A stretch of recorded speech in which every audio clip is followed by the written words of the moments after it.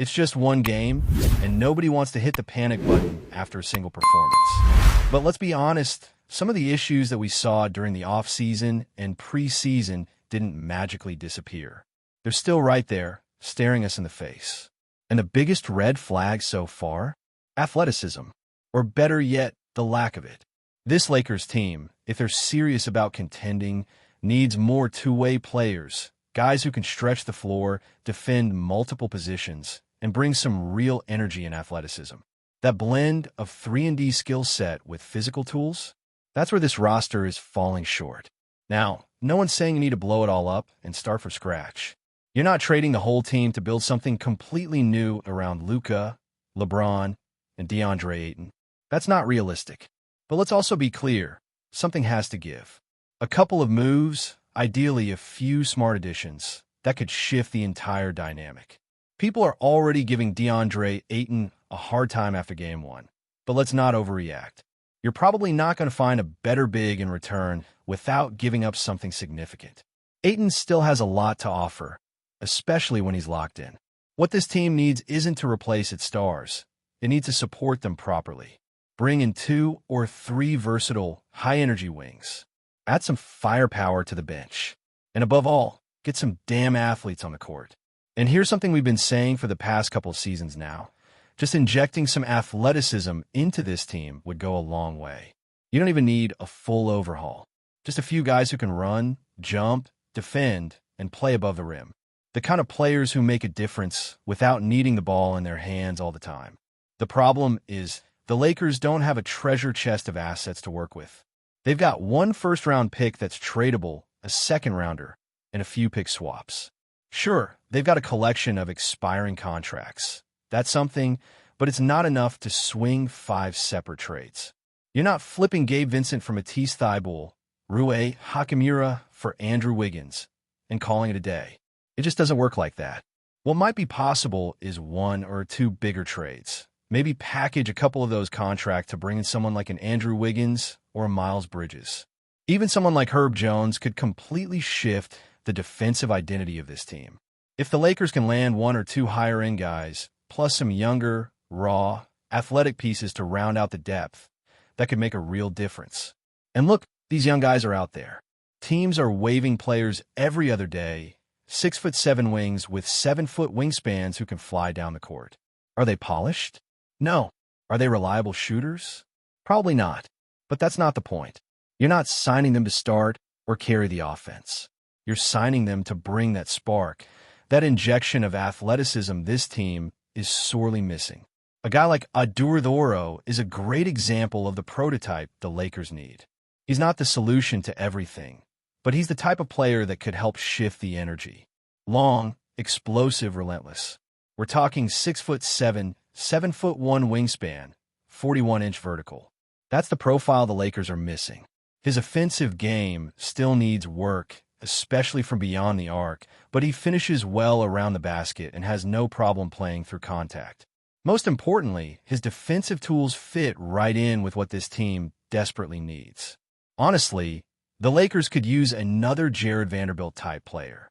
Vondo might not give you much offensively, but his value is all over the place when it comes to effort, hustle, and defense.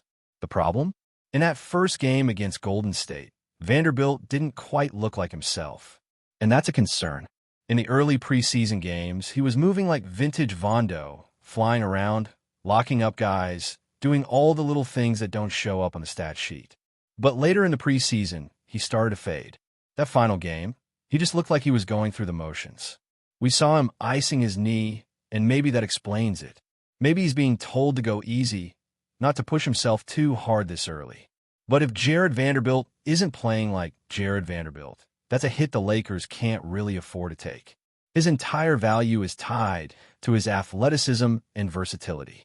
He gets second-chance points, creates extra possessions, sparks transition offense. None of that works if he's not moving like his usual self. And that brings us back to the core issue. Outside of Vanderbilt and maybe Adoree' if he pans out, where's the athleticism coming from? Rui Hachimura is a solid scorer, but he's not a plus athlete in the way this roster needs. Austin Reeves has some finesse, but he's not flying above the rim. Luka is crafty.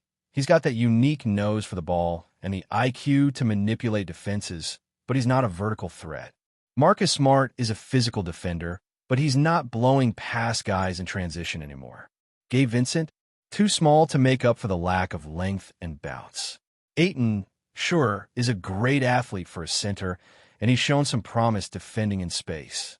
That possession where he stayed in front of Steph Curry? Impressive. He even rotated back and helped contest a shot that Luka ended up blocking. That's what you love to see. But again, he's a big. He's not chasing wings or switching 1 through 4 every possession. What the Lakers need is that perimeter burst. Guys who can chase shooters off screens, close out hard, and then turn and sprint the floor in transition. Guys who can cut, crash the boards, and disrupt plays with sheer energy. Even if they're raw offensively, that athletic edge alone could elevate this team in a serious way. The truth is, Luka and LeBron can carry the offensive burden. You don't need every player on the court to be a 20-point scorer. What you need is balance. Luka's going to collapse defenses all night long.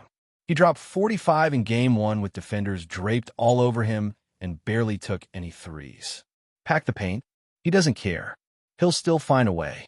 That gives the Lakers the freedom to play guys who might not be floor spacers, but can bring the physical presence the team is sorely lacking. Think about it. If you run a starting lineup with Luka, Austin Reeves, and Ayton, what you need alongside them are 2 high-motor defenders. Maybe that's Vanderbilt and Oro. You sacrifice some spacing, sure, but you gain switchability, rebounding, and hustle. Luka's gravity will still open up easy lobs and backdoor cuts for those guys. Same goes for LeBron when he's back in the lineup. His catch-and-shoot 3 has improved, and he can still command double teams when needed. You don't need perfection at every position. You need synergy. You need guys whose strengths complement each other. Luka and Reeves can run the offense. Ayton can control the paint. Add 2 athletic wings who could defend their tails off, and suddenly, you're cooking with something. And if you're not willing to bench Reeves, which, let's be honest, the Lakers probably aren't, then you got to find a way to still put size and speed on the floor. Maybe that means starting Marcus Smart at the 3 and Vanderbilt at the 4. It's not ideal from a size standpoint, but it gives you the hustle and defensive edge you need to survive against elite wings. Smart guards the second-best offensive threat. Vanderbilt takes the top assignment. Luka has the size to guard either forward spot, and Reeves can slide into whatever matchup makes sense that night. It's not bulletproof, but it's workable. And the bench?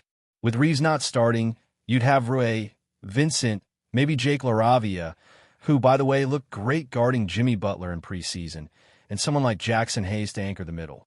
That's a much better balance across your rotations. You got shot creation, defense, energy, and enough offensive punch to hang with most second units around the league. And that's the thing with this Lakers team. There's enough core talent to work with. Luka is a generational offensive engine. LeBron is still one of the most impactful players in the league when healthy, and Ayton brings size and athleticism at the 5. But unless they find the right pieces around those guys, the ceiling stays limited. It's not about whether they have stars. It's about whether those stars are being put in the best position to thrive. You watch teams like Boston, Denver, Milwaukee, even Sacramento last season, and what stands out isn't just the stars. It's the supporting cast. It's the fit. Role players who know their job, who play to their strengths and cover for each other's weaknesses. The Lakers, right now, don't quite have that blend. Too many guys trying to do things they're not best at. Too many lineups with either not enough defense or not enough spacing. It's always something out of balance. And that's where adding 2 or 3 young, high-motor wings could change everything. Not because they're stars, but because they fill the exact gap this roster is missing. You don't need them to shoot 40% from 3 or average 15 a night.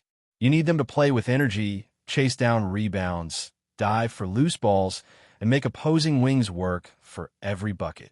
Every good team has those guys, the ones who aren't flashy but tilt the game in subtle ways.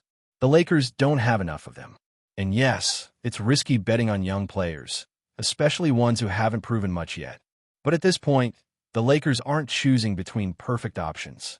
They're choosing between what's available and what they can afford.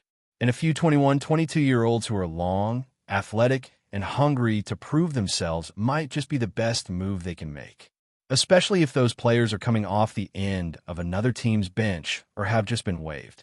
You're not investing your future in them. You're taking a low-cost swing with high upside potential.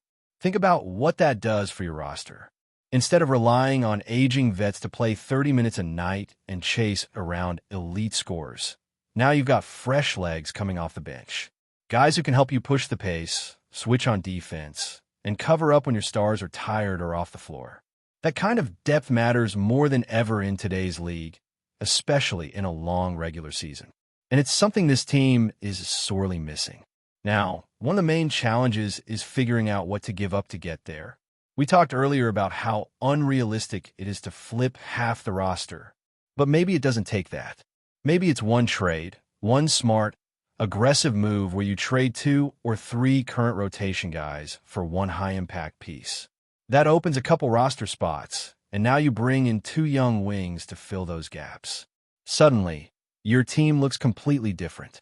And when you've got Luka and LeBron on the floor, that alone gives you the flexibility to try things most teams can't. Luka doesn't need 5 shooters around him to be effective. He doesn't care if the paint is packed. He'll just weave through traffic or find the open guy. Same with LeBron, especially now that he's improved his outside shot and embraced more off-ball movement. You can play 2 non-shooters with them, as long as those guys bring something else to the table. And in this case, it has to be athleticism and defense. Look back at that first game, the Warriors game. They dared the Lakers to beat them with speed and energy, and the Lakers couldn't answer. Even with Luka dropping 45, it wasn't enough. Because when the rest of the lineup isn't making life difficult for the opponent, it all falls back on your stars to do too much. And that's not sustainable. You need that next wave of impact from the role guys. And that's also where coaching comes in. J.J. Redick has to make some tough choices. If Reeves isn't going to the bench, and all signs point to the Lakers wanting him to remain a starter, then someone else has to take the step back. Maybe that means LeBron slides to the 4 and you play Marcus Smart at the 3. Maybe it means you sacrifice some size but gain versatility. But it can't just be about name recognition. It has to be about lineups that work, lineups that win. And the team has to be willing to experiment a little early in the season. Maybe you give Adur Thoro real minutes, not just garbage time. Let him get out there and make mistakes. Let him learn on the fly. Because if he hits, if he becomes what his physical tools suggest he could be, you might have found something valuable without giving anything up. A player who can switch on defense, finish at the rim, and play with nonstop motor? That's gold on a roster like this. Before we continue, we ask that you leave a like and subscribe to the channel so you won't miss any exclusive Lakers updates. Moving on, whispers are swirling around the NBA, and the latest spark comes from none other than Jeff Van Gundy. The former coach and longtime analyst didn't mince words recently, taking aim at the Los Angeles Lakers in a way that has left fans buzzing and rival supporters grinning. During a segment that was meant to be routine commentary, Van Gundy's remarks veered sharply into the territory of controversy. According to insiders, he questioned not only the team's current form, but also their approach to leadership and roster construction, suggesting that the Lakers might be relying too heavily on star power without the necessary depth or cohesion. The Lakers, a franchise synonymous with championship dreams and Hollywood glitz, have always attracted scrutiny, but Van Gundy's critique feels pointed and unusually candid. Sources suggest that he highlighted issues that go beyond the stat sheet, touching on chemistry concerns and the team's apparent struggles to perform consistently under pressure. While Van Gundy has a reputation for blunt analysis, the timing of these comments, just as whispers of trades and roster moves begin to circulate, has only amplified the chatter. Fans and commentators alike are dissecting every word. Social media platforms are alight with clips of Van Gundy's remarks, with heated debates unfolding over whether his critique is fair or excessively harsh. Some Lakers faithful are defending the team, pointing to recent wins and flashes of brilliance from their superstar core, while skeptics are using Van Gundy's authority as a former coach to bolster their arguments that the Lakers' season could be more turbulent than some predict. Meanwhile, within the league, whispers of locker room tension are growing louder. While nothing concrete has emerged, Insiders hint that Van Gundy's words may resonate behind the scenes, potentially influencing team dynamics and even future decisions from the front office. Whether it's a wake-up call or merely the musings of a seasoned analyst, the buzz around the Lakers is undeniable. In any case, Van Gundy has once again ensured that the spotlight shines brightly on Los Angeles, and the basketball world is watching closely to see how the team responds, on the court and off it. Stay informed exclusively about Los Angeles Lakers news. Subscribe to our channel and hit the like button to keep receiving daily updates. Also, share your opinion on the news in the comments, as your contribution is crucial for the Lakers. Stay tuned for the next video.